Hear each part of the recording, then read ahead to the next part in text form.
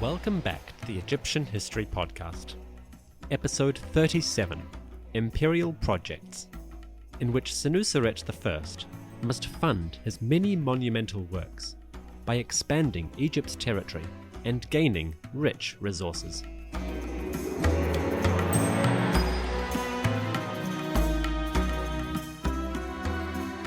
From 1972 to 1954 BCE, Egypt was a hive of building activity. Senuseret I's construction projects rose steadily over the first decades of its reign, enhancing the splendor of the king and his ancestors. These monuments, like the White Chapel of episode 36, have survived in fragmentary pieces, giving us a sense of the architectural achievements wrought by his government. But building projects don't enact themselves. They need labourers, overseers, architects, scribes, and officials to manage the thousands of small jobs which lead to great achievements. In this point, Senuseret is fortunate to have inherited the legacy of Montuhotep II, whose reforms of the state administration had really provided the groundwork for many of the 12th dynasty's architectural achievements.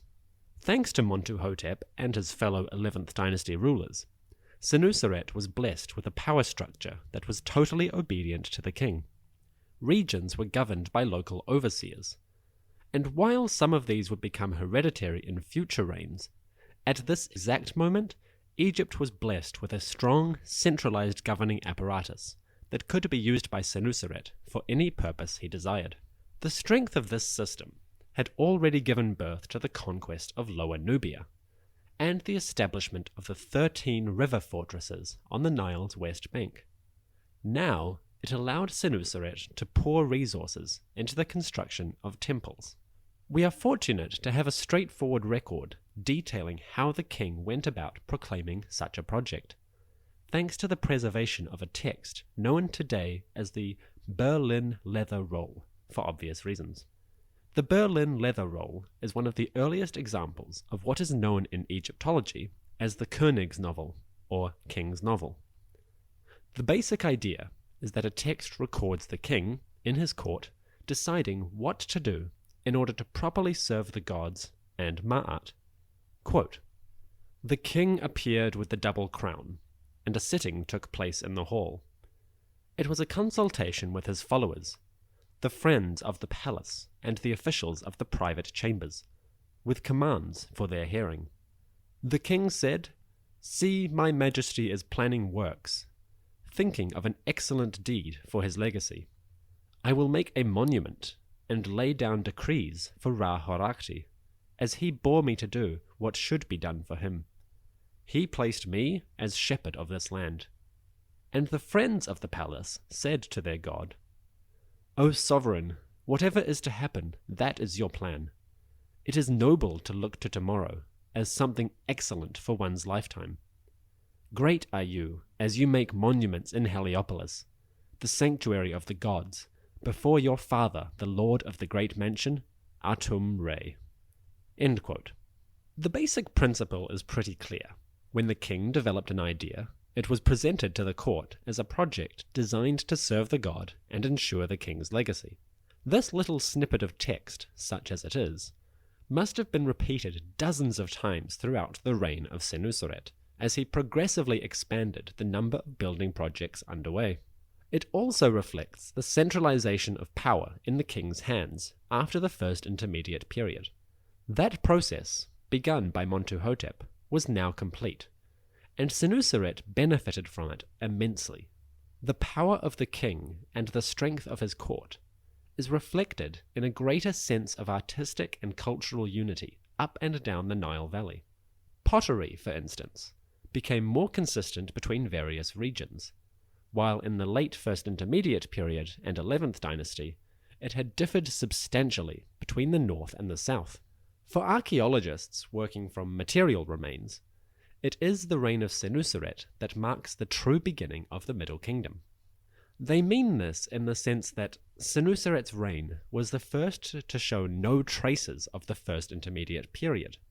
But I personally hold to the view that Amenemhat's move from Thebes to Itchatawi and the proclamation of a Renaissance, or Wechem Mesut, is when the Middle Kingdom really begins. Both arguments, I think, are essentially valid, and neither one really tells the whole story. It really just depends whether you count political unity or cultural unity to be the best marker for a new era. Either one works, and neither one really explains the full spectrum. So, go with what you like. Either way, the reign of Senuseret is an immensely important time for the Middle Kingdom as a concept. In year 3, during the co-regency with Amenemhat, Senuseret had commissioned work at Heliopolis. In year 10, the first year of his sole reign, the king had commissioned his pyramid. By year 20, work on the first two projects had proceeded far enough along that he could open another major project, this time at Abydos. Although only the foundations of the temple survive today, the Abydos temple of Senuseret I seems to have been a complete remodeling of the existing temple. In this sense, it was similar to the work conducted at Heliopolis, at Karnak, and at Elephantine, where older sanctuaries were replaced with new stone complexes commissioned by the king. So, by 1950 BCE, around year 22, Senuseret's reign had begun in earnest in terms of his architectural achievements. Up and down the Nile Valley, cult centers were embellished or expanded. Stone temples replaced earlier, more modest constructions, and some complexes, like the Temple of Karnak, were begun in earnest during this period. Over time, these would expand into some of Egypt's mightiest and most enduring monuments. During this period there was, at any one time, construction work occurring in about 5 or 6 major cult centers, 13 fortresses, a pyramid at Lisht, and the royal residential city of Itchatawi, which had been started by Amenemhat I.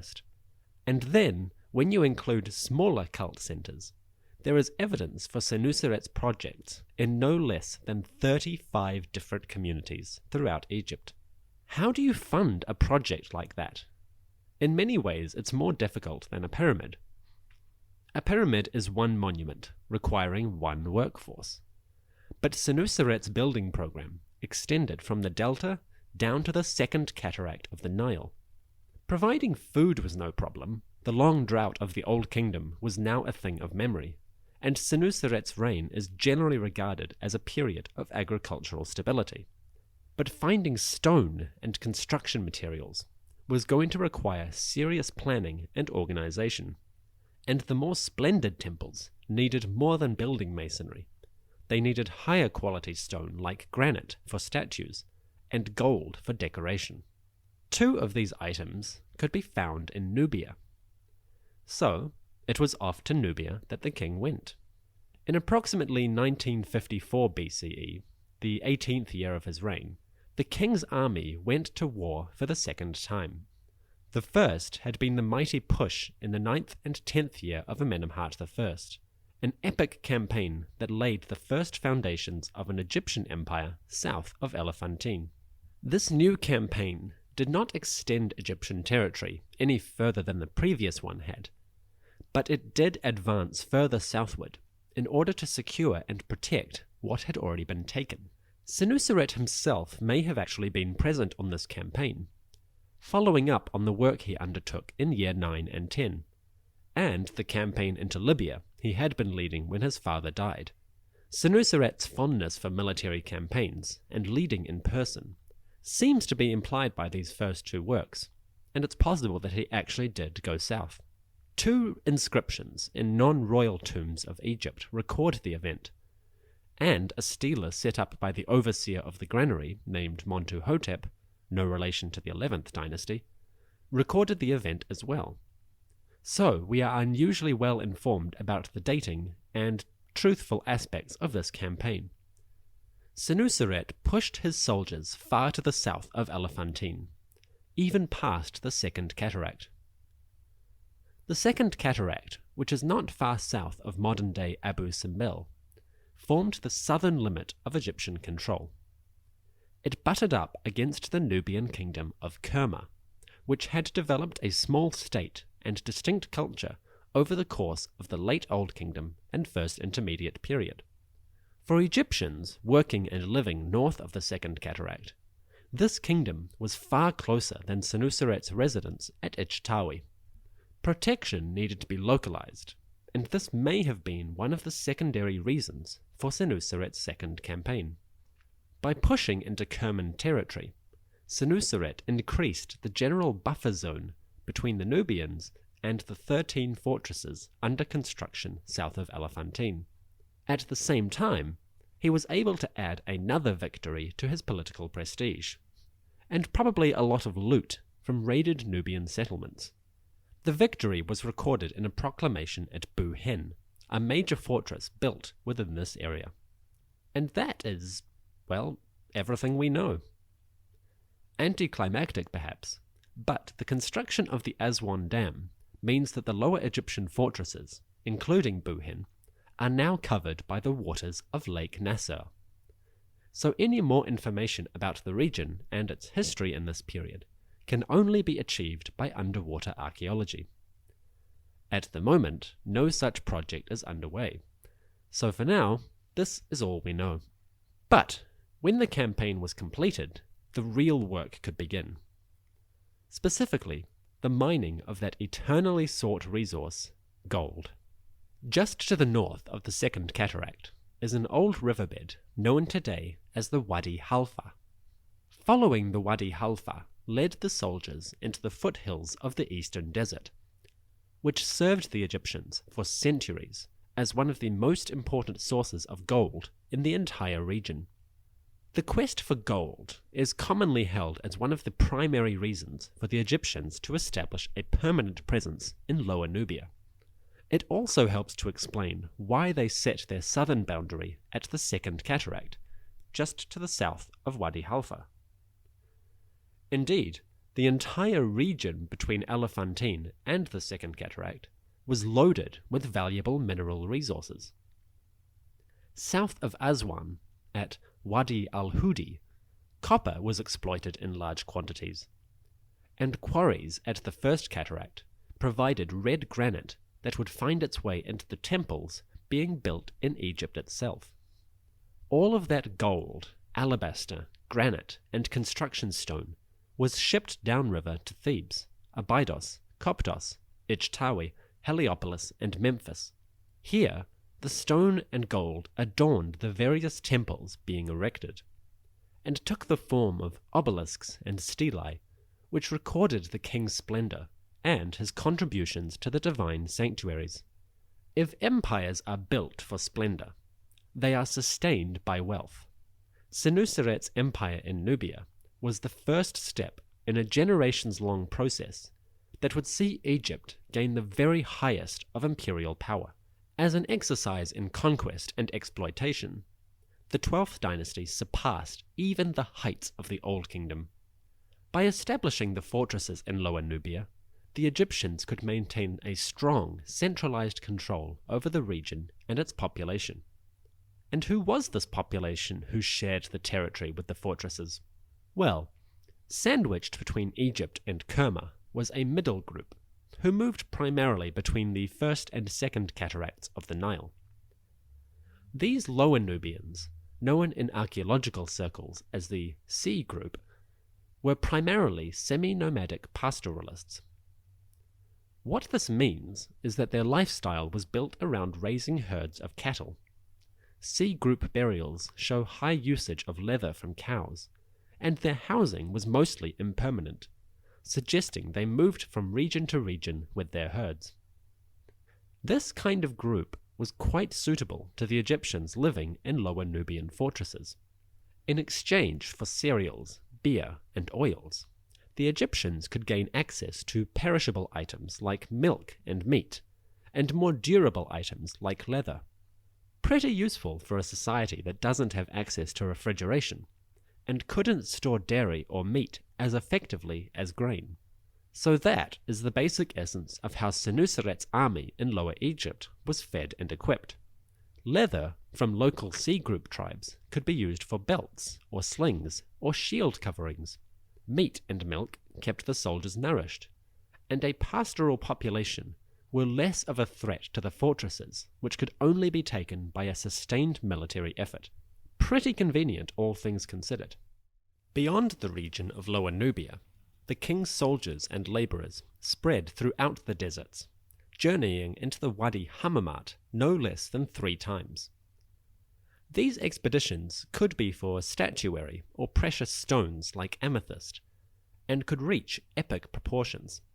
The last expedition to Wadi Hammamat during Senuseret's reign, which took place in about 1934 BCE, the 38th year of his reign, an expedition of 17,000 people journeyed into the eastern desert.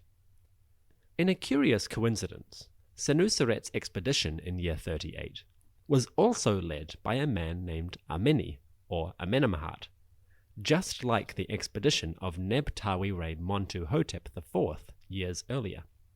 The expedition of Ameni included 17,000 people, of which 20 were provincial overseers or governors, 30 were companions of the king, and 1,000 were soldiers, including 300 drawn from the old capital of Thebes. The rest were anonymous peasants, and probably included a significant number of captives taken from Lower Nubia during Senuseret's earlier campaign. Such an expedition should give you a sense of how prosperous the kingdom was during the early 12th dynasty. Agriculture was flourishing, trade was booming thanks to the conquest of Nubia, and the population was large enough to support no less than 35 construction projects throughout the Nile Valley. Such prosperity must have seemed to the Egyptians to be the highest blessing from the gods. In fact, by the time the New Kingdom rolled around some 400 years later, Senuseret was still being worshipped as a god in his own right. A fitting legacy indeed for a ruler who had done more than any other to proclaim and assert the splendor and power of the Egyptian kingship, which had suffered so badly in the long intermediate period. But Senuseret did not make the mistake of glorifying only himself. A small statue erected in the Sinai Peninsula shows that Senuseret dispatched an expedition here at some point during his reign. Fortunately, part of this statue has survived today.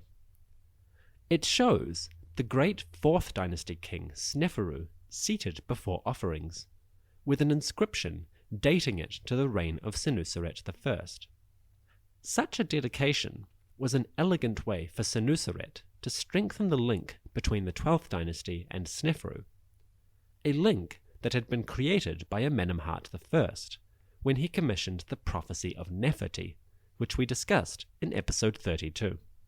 Such ancestor worship seems to have been a prominent feature of the 12th dynasty, revealing an overriding concern with legitimacy and stability in royal lineage.